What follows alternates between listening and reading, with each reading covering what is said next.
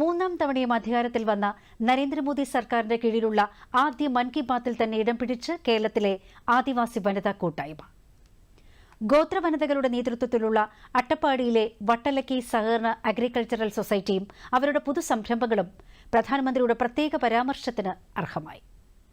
കൂടാതെ അട്ടപ്പാടിയിൽ നിന്നുള്ള മറ്റൊരു ഉൽപ്പന്നമായ കാർത്തുമ്പി കുടകളും പ്രധാനമന്ത്രിയുടെ വാക്കുകളിലൂടെ കൂടുതൽ ശ്രദ്ധ നേടി.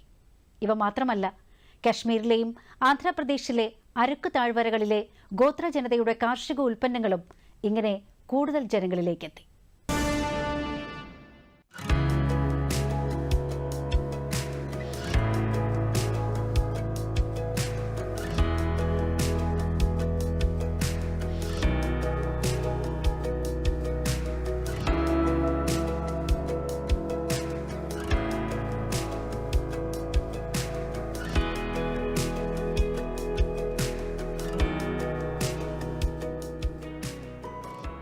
മഴക്കാലത്തെ വിശേഷങ്ങൾ പങ്കുവയ്ക്കുന്ന സന്ദർഭത്തിലാണ് പ്രധാനമന്ത്രി അട്ടപ്പാടിയിലെ ആദിവാസി സ്ത്രീകൾ നിർമ്മിക്കുന്ന കാർത്തുമ്പി കുടകളെക്കുറിച്ച് പരാമർശിച്ചത്.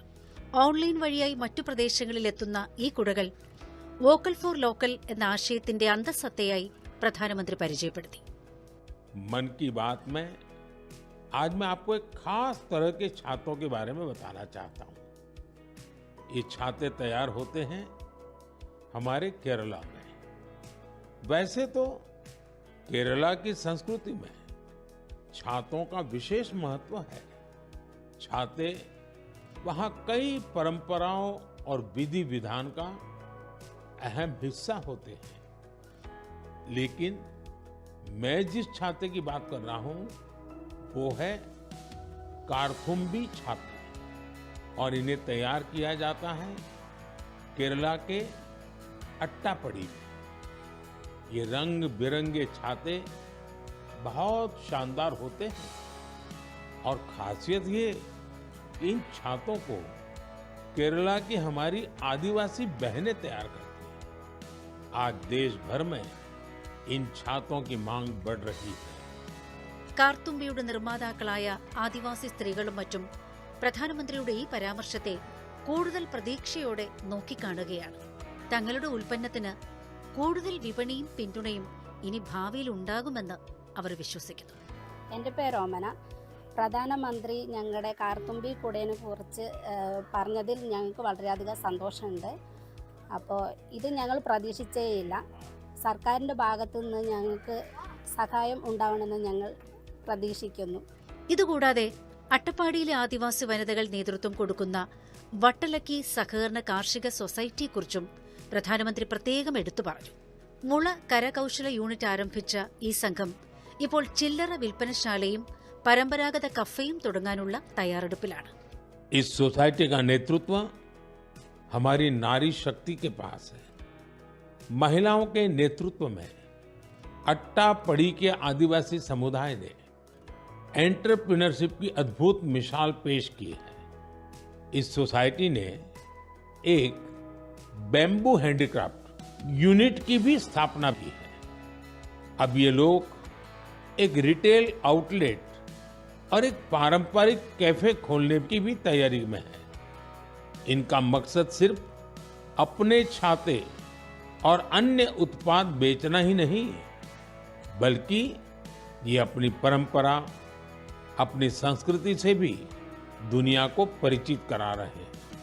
തങ്ങളുടെ സംഘത്തെക്കുറിച്ചുള്ള ഈ പരാമർശം കൂടുതൽ കരുത്തോടെ മുന്നേറാൻ അവർക്ക് പ്രചോദനം പകരുന്നു. പ്രധാനമന്ത്രി മൻ കി ബാത്ത് ഞങ്ങളെക്കുറിച്ച് നന്നായിട്ട് നല്ലൊരു ന്യൂസായിട്ട് ഉലകമെങ്കും ഇന്ത്യ ഫുള്ളായിട്ട് ഞങ്ങളുടെ പ്രവർത്തനം വന്നത് കാരണം ഞങ്ങൾക്ക് വളരെ നന്ദിയുണ്ട്. ഇനിയും ഞങ്ങൾ ഈ പ്രവർത്തനം മുന്നോട്ട് കൊണ്ടുപോകും. ലോകമെമ്പാടും വലിയ ഡിമാൻഡുള്ള ഭാരതത്തിന്റെ നിരവധി പ്രാദേശിക ഉൽപ്പന്നങ്ങളെക്കുറിച്ച് പ്രധാനമന്ത്രി മുമ്പും സംസാരിച്ചിട്ടുണ്ട്. അത്തരത്തിലുള്ള ഒരു ഉൽപ്പന്നമായ അരക്കു കാപ്പിയാണ് ഇത്തവണ മൻ കി ബാത്തിൽ ഇടം നേടിയത്. ആന്ധ്രാപ്രദേശിലെ അല്ലൂരി സീതാരാമരാജു ജില്ലയിലാണ് അരക്കു കാപ്പി വൻതോതിൽ ഉൽപ്പാദിപ്പിക്കുന്നത്. സ്വാദിനും സുഗന്ധത്തിനും പേരുകേട്ടതാണിത്. 1.5 ലക്ഷത്തോളം ആദിവാസി കുടുംബങ്ങൾ അരക്ക് കാപ്പി കൃഷിയുമായി ബന്ധപ്പെട്ടിരിക്കുന്നു. അരക്ക് കാപ്പിയെ പുതിയ ഉയരങ്ങളിൽ എത്തിക്കുന്നതിൽ ഗിരിജൻ സഹകരണ സംഘം വലിയ പങ്ക് വഹിച്ചിട്ടുണ്ട്. ഇത് ഇവിടത്തെ കർഷക സഹോദരങ്ങളെ ഒന്നിപ്പിക്കുകയും അരക്കു കാപ്പി കൃഷി ചെയ്യാൻ പ്രോത്സാഹിപ്പിക്കുകയും ചെയ്തു. വരുമാനം വർദ്ധിപ്പിക്കുക മാത്രമല്ല, കൊണ്ടദോര ആദിവാസി സമൂഹത്തിനും മാന്യമായ ജീവിതവും ലഭിക്കുന്നു. താൻ മുമ്പ് ആസ്വദിച്ചിട്ടുള്ള ഈ കോഫിയുടെ ഗുണവും സ്വാദിനെയും കുറിച്ച് പ്രധാനമന്ത്രി വാചാലനായി. मुझे याद है एक बार विशाखापत्तनम में आंध्र प्रदेश के मुख्यमंत्री चंद्रबाबू नायडू गारू के साथ मुझे इस कॉफी का स्वाद लेने का मौका मिला था। इसके टेस्ट की तो पूछे ही मत, कमाल की होती है ये कॉफी। अराकू कॉफी को कई ग्लोबल अवार्ड्स मिले हैं। दिल्ली में हुई G20 समिट में भी कॉफी छाई हुई थी। आपको जब भी अवसर मिले आप भी अराकू कॉफी का आनंद जरूर लें। ജമ്മു കശ്മീരിലെ പുൽവാമയിൽ നിന്നും ആദ്യമായി സ്നോ പീസ് എന്ന കാർഷിക ഉൽപ്പന്നം ലണ്ടനിലേക്ക് കയറ്റി അയച്ചതിനെക്കുറിച്ചും പ്രധാനമന്ത്രി പരാമർശിച്ചു.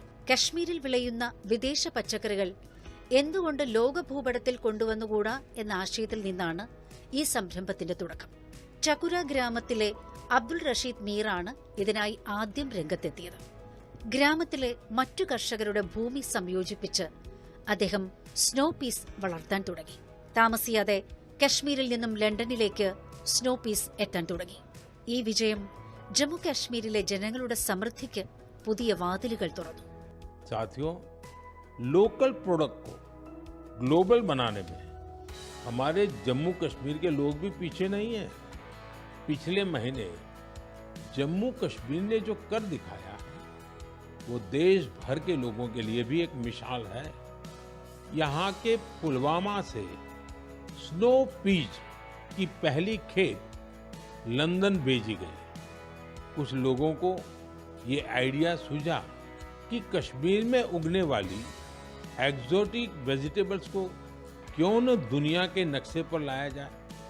बस फिर क्या था, चकुरा गांव के अब्दुल राशिद मीर जी इसके लिए सबसे पहले आगे आए।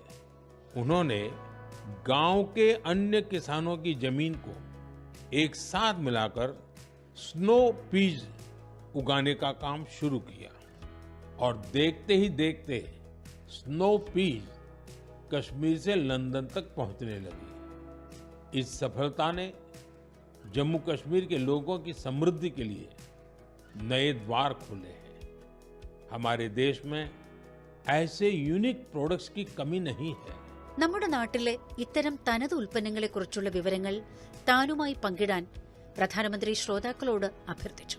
മൈ പ്രോഡക്ട്സ് മൈ പ്രൈഡ് എന്ന ഹാഷ്ടാഗിൽ അത് പങ്കുവയ്ക്കണം. വരാനിരിക്കുന്ന മൻ കി ബാത്തിൽ താൻ ഈ വിഷയം പങ്കുവയ്ക്കുമെന്നും അദ്ദേഹം ഉറപ്പു നൽകി.